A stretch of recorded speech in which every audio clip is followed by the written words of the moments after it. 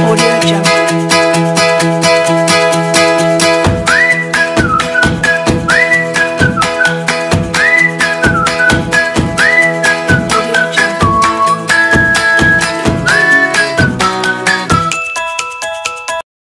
Assalamualaikum warahmatullahi wabarakatuh.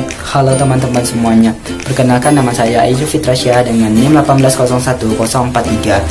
Dengan rekan saya Novelia Sukista dengan NIM 1801063. Kami dari kelompok 2 akan menjelaskan tentang salah satu metabolit sekunder, yaitu kuinan. Halo teman-teman, perkenalkan nama saya Novelia Sukista NIM 1801063. Jadi teman-teman, di sini kami akan membahas tentang yang pertama pengertian dari kuinon, yang kedua dari sifat-sifat kuinon, yang ketiga penggolongan kuinon, yang keempat biosintesis kuinon, yang kelima sumber dan kegunaan kuinon, dan yang terakhir identifikasi dan pemisahan kuinon. Selamat menyaksikan teman-teman. Baiklah teman-teman semuanya, saya akan menjelaskan apa itu kuinan. Kuinan adalah golongan senyawa karbonil dengan strukturnya siklik dan merupakan diketon yang terkonjugasi. Contoh yang paling sederhana dari kuinan adalah 1,4 benzokuinan. Senyawa kuinan adalah zat warna yang tersebar luas di alam. Salah satu contohnya adalah alizarin.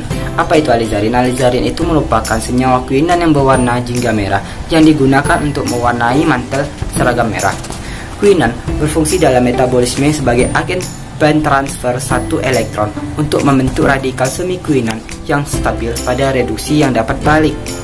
Nah teman-teman, selanjutnya kita akan bahas bagian yang kedua, yaitu sifat-sifat kuinon. Nah yang pertama, sifat kuinon, Hart mengatakan bahwa semua senyawa kuinon memiliki warna sebagai sifat yang khas. Nah yang kedua, senyawa kuinon memiliki reaksi redoks, yaitu reduksi dan oksidasi. Teman-teman dapat lihat bahwasanya reaksi reduksi terjadi pada saat kuinon menjadi hidrokuinon. Nah, selanjutnya hidrokuinon kembali menjadi kuinon akan mengalami reaksi oksidasi. Nah, teman-teman lihat ya, bahwasanya kuinon akan terjadi penambahan elektron, yaitu melibatkan reaksi adisi elektrofil bertahap. Nah, reaksi adisi yaitu reaksi pemutusan ikatan rangkap menjadi ikatan tunggal. Nah, si kuinon akan terjadi penambahan elektron sehingga membentuk radikal anion. Nah, radikal anion akan kembali terjadi penambahan elektron membentuk dianion. Nah, dianion berikatan dengan 2H+ membentuk hidrokuinon. Nah, hidrokuinon ini dia memiliki warna yang pucat bahkan tidak berwarna. Nah, hidrokuinon akan dioksidasi oleh udara akan membentuk kembali kuinon dengan reaksi oksidasi atau pelepasan dari elektron.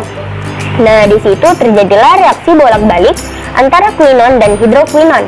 Nah, yang ketiga terjadi kecenderungan untuk menambahkan nukleofil, dan yang terakhir mempunyai kromofor dasar seperti kromofor benzokuinon, yaitu terdiri dari 2 gugus karbonil yang terikat dengan 2 gugus ikatan rangkap karbon. Baiklah, kita masuk ke dalam penggolongan kuinan. Kuinan itu dibagi menjadi 4 kelompok. Yang pertama ada benzokuinan, yaitu pigmen yang terdapat pada fungi dan jarang dijumpai dalam tumbuhan tinggi. Yang kedua ada naftokuinan, pigmen pada tumbuhan berwarna merah kuning. Yang ketiga ada antrakuinan. Yang keempat ada kuinan-kuinan lainnya, pigmen pada fungi dan bakteri. Nah teman-teman, kita akan membahas penggolongan dari kuinon. Yang pertama ada benzokuinon. Nah, benzokuinon terdapat hanya 1 benzen. Nah, di situ benzokuinon merupakan pigmen fungi yang umum, tetapi jarang dijumpai dalam tumbuhan tinggi dengan konsentrasi yang dapat diamati. Nah, tetapi hidroksi dan metoksi benzokuinon terdapat dalam beberapa tumbuhan tinggi. Nah, terdapat 2 jenis dari benzokuinon. Yang pertama 1,4 benzokuinon atau parabenzokuinon, dan yang kedua ada 1,2 benzokuinon atau yang disebut juga dengan ortobenzokuinon. Nah, yang pertama 1,4 benzokuinon. Nah, 1,4 benzokuinon peka terhadap asam mineral kuat dan alkali. Nah, menyebabkan kondensasi dan penguraian senyawa. Nah, berbentuk kristal kuning cerah dengan bau yang mengiritasi menyerupai klorin, pemutih, dan formaldehid. Nah, sedangkan 1,2 benzokuinon memiliki bentuk kristal merah. Teman-teman dapat lihat struktur dan warna dari kristal masing-masing benzokuinon. Baiklah, kita masuk ke dalam naftokuinan. Sejumlah besar naftokuinan dijumpai di alam berupa pigmen tumbuhan yang berwarna merah kuning, vitamin K dan vitamin K1 yang sejenisnya, secara fungsional merupakan naftoquinon yang terpenting. Naftoquinon dimer dijumpai dalam tumbuhan Diospyros sp. Dan karena adanya senyawa naftoquinon inilah buah dari Diospyros sp mempunyai aktivitas antelmentika dan kayunya pun berwarna menjadi gelap. Contoh dari naftoquinon antara lain 1,2 naftoquinon yang berwarna merah. Yang kedua ada 2-hidroksi naftalen 1,4 dionelauson yang berwarna merah coklat. Yang ketiga ada 5-hidroksi naftalen 1,4 dionejunglon yang berwarna kuning. Nah teman-teman, setelah kita mengetahui 2 benzen, kita akan masuk ke penggolongan ketiga, yaitu 3 benzen atau anthraquinon. Nah, anthraquinon merupakan kelompok terbesar dan hampir semua senyawa ini adalah polifenol atau turunan dari alkoksi yang mengandung substituen posisi beta. Nah, beberapa anthraquinon merupakan zat warna penting dan berfungsi sebagai pencahar. Nah, banyak dari anthraquinon yang terdapat sebagai glikosida dengan bagian gula terikat dengan salah satu gugus hidroksil fenolik. Nah, salah satu jenis anthraquinon yang penting adalah anthracyclina, yaitu suatu golongan glikosida antibiotik yang dihasilkan oleh Streptomyces sp. Nah, dalam banyak kasus, aglikon glikosida berbentuk anthraquinon tereduksi yang dikenal dengan antron. Nah, gula dalam glikosida yang tereduksi dapat terikat dengan oksigen dari fenol sehingga membentuk antranol. Nah, teman-teman dapat lihat pada gambar anthraquinon mengalami reduksi menjadi antron. Nah, antron akan berikatan dengan oksigen fenol membentuk antranol. Jadi, anthraquinon akan dapat berubah menjadi antron ataupun antranol. Nah, antranol juga dapat berubah menjadi antron maupun anthraquinon. Baiklah, selanjutnya ada quinon lainnya. Ada banyak jenis quinon polisiklik alami yang telah dikenal selain naftoquinon dan anthraquinon. Sebagian besar terdapat pada pigmen fungi dan bakteri dan jarang ditemukan dalam tumbuhan tinggi. Contohnya adalah 4,9 dihidroksiperilen, 3,10 dione.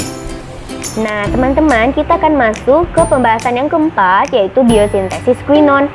Nah, biosintesis quinon itu sangat bervariasi. Nah, biosintesis quinon sering berbeda dalam tanaman tinggi dan strukturnya sering memberikan sedikit petunjuk tentang asal mula senyawa tersebut. Nah, di sini atom karbon dari cincin 1,4 quinon kemungkinan berasal dari asam asetat, asam mevalonat, atau dari glukosa melalui jalur sikimat dan asam amino aromatik. Nah, kebanyakan dari quinon tinggi diperoleh dari jalan pintas poliketida atau dari campuran beberapa reaksi pintas. Nah, ubiquinon dan platoquinon keduanya mempunyai biogenesis campuran dengan rantai samping proprenoid. Sedangkan inti benzoquinon diturunkan dari asam sikimat. Biosintesis ubiquinon. Biosintesis ubiquinon terutama dielusidasi dengan cara isolasi metabolit dalam fotosintetik bakteri Rhodospirillum rubrum dan dengan menggunakan mutan E. coli. Asam p-hidroksibenzoat dibentuk berdasarkan eliminasi asam pirufat dari asam korismat dalam bakteri atau berdasarkan degradasi fenilalanin dalam tanaman dan mamalia. Kemudian dialkilasi oleh poliprenyl fosfat. Asam fenolat mengalami dekarboksilasi menjadi poliprenyl fenol yang kemudian mengalami hidroksilasi dan ometilasi pada posisi 6. Nah, baiklah teman-teman, kita akan masuk ke biosintesis plastoquinon. Nah, biosintesis plastoquinon itu berbeda dengan biosintesis dari ubiquinon. Nah, biosintesis plastoquinon awalnya diturunkan dari tirosin yang mengalami oksidasi menjadi asam homogen pisat. Nah, asam homogen pisat akan mengalami poliprenylasi membentuk plastoquinon yang diikuti dengan metilasi dan dekarboksilasi.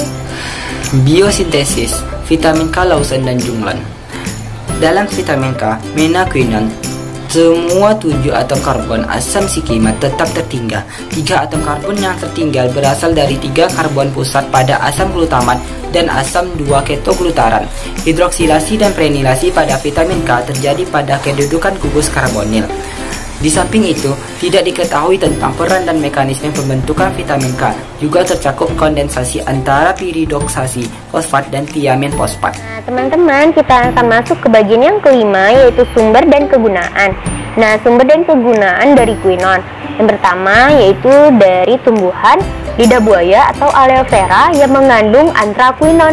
Nah, anthraquinone memiliki efek analgesik atau menghilangkan rasa sakit dan menghilangkan pusing. Nah, aktivitas dari analgesik ini dikaitkan dengan kehadiran dari karboksipeptidase enzim dan bradikinase yang cenderung untuk menghilangkan rasa sakit. Nah, tumbuhan yang kedua yaitu bawang dayak. Nah, bawang dayak ini memiliki kandungan naptoquinone yang dipercaya memiliki efek anti jamur terhadap Trichopiton rubrum dan Candida albicans dengan mekanisme merusak atau mengganggu permeabilitas membran sel dari si jamur. Selanjutnya sumber yang ketiga ada Morinda citrifolia L atau yang dikenal dengan mengkudu. Mengkudu mengandung senyawa anthraquinone yang berfungsi sebagai antibakteri dan anti kanker. Hasil penelitian menunjukkan bahwa daun mengkudu positif mengandung senyawa anthraquinone. Jenis senyawa anthraquinone yang ditemukan adalah aloin. Selanjutnya kita akan masuk dalam sedia informasi yang mengandung senyawa quinone. Yang pertama ada ubiquinol. Ubiquinol adalah suplemen yang mirip dengan vitamin, namun bukan dari golongan vitamin. Suplemen ini merupakan bentuk tereduksi dari koenzim 10 atau CoQ10, yaitu senyawa alami tubuh yang berperan dalam pembentukan energi di tingkat sel. Selain itu, CoQ10 juga memiliki sifat antioksidan yang kuat yang dapat menjaga sel sehat dari kerusakan oksidatif serta sebagai kardiovaskular. Ubiquinol digolongkan dalam kategori obat bebas sehingga penggunaannya tanpa perlu resep dokter. Yang kedua ada bioquinone. Bioquinone mengandung koenzim Q10, carnitin, vitamin E, dan soya bean oil. Koenzim Q10 dan vitamin E yang terkandung dalam bioquinone baik sebagai antioksidan. Bioquinone digunakan sebagai suplemen makanan yang digunakan untuk memelihara kesehatan tubuh. Nah, teman-teman, kita akan bahas bagian yang keenam yaitu identifikasi dan pemisahan dari quinone. Nah, kita akan membahas terlebih dahulu identifikasi dari quinone. Nah, identifikasi quinone kaitan erat dengan sifat quinone yaitu memiliki sifat reduksi oksidasi, yaitu reaksi bolak-balik antara quinone menjadi hidroquinone atau sebaliknya hidroquinone menjadi quinone. Nah, di sini dengan adanya sifat khas dari quinone memudahkan kita dalam mengidentifikasi quinone dalam tumbuhan. Nah, di sini di saat quinone yang memiliki warna mengalami reduksi menjadi hidroquinone akan memucatkan warna atau warna bahkan hilang. Nah, hidroquinone akan mengalami oksidasi oleh udara. Nah, akan membentuk quinone sehingga warna muncul kembali. Nah, salah satu untuk mengidentifikasi quinone yaitu dengan melakukan screening fitokimia. Nah, hasil penapisan positif quinone yaitu membentuk warna merah kecoklatan. Nah, salah satu pengujian sampel contohnya yaitu kunyit. Nah, kunyit kita potong-potong halus, selanjutnya ditambahkan diethyl ether dan NaOH serta HCl.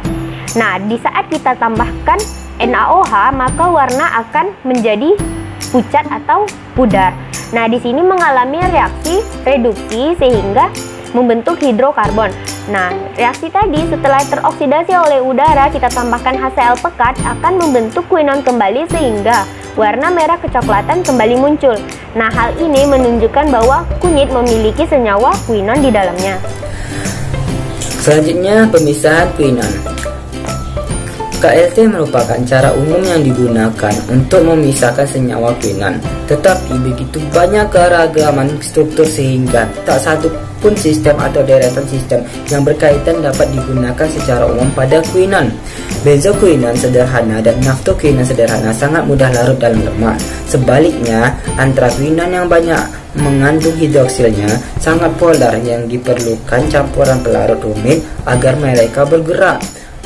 Oleh karena quinone senyawa berwarna, mendeteksinya pada plat KLT dengan sinar tampak tidak sukar, tetapi pemeriksaan dengan sinar UV mungkin bermanfaat dan merupakan pendeteksi yang lebih peka. Benzoquinone dapat dipisahkan dengan baik memakai KLT pada silika gel dan pengembang berupa pelarut non-polar. Pemilihan pengembang tergantung pada campuran pigmen yang akan dipisahkan. Naphthoquinone pun dapat dipisahkan dengan baik memakai KLT pada silika gel. Anthraquinone untuk memisahkan campuran anthraquinone dan bentuk reduksinya, yaitu antron dan insintron yang terdapat dalam rhamnus dan kasiam. Penyerap yang digunakan adalah silika gel yang dicampur dengan Kieselguhr. Pengembang untuk pemisahan tersebut adalah ether minyak bumi etil format HCl pekat. Nah, teman-teman, selesai sudah presentasi dari kelompok Quinon S1 4B Sekolah Tinggi Ilmu Farmasi Riau. Nah, apabila ada teman-teman yang ingin bertanya, dapat disertakan di kolom komentar. Dan apabila ada kesalahan dalam kata dan perbuatan, kami mohon maaf. Wabillahi taufik wal hidayah. Wassalamualaikum warahmatullahi wabarakatuh. Terima kasih dan semoga bermanfaat, teman-teman.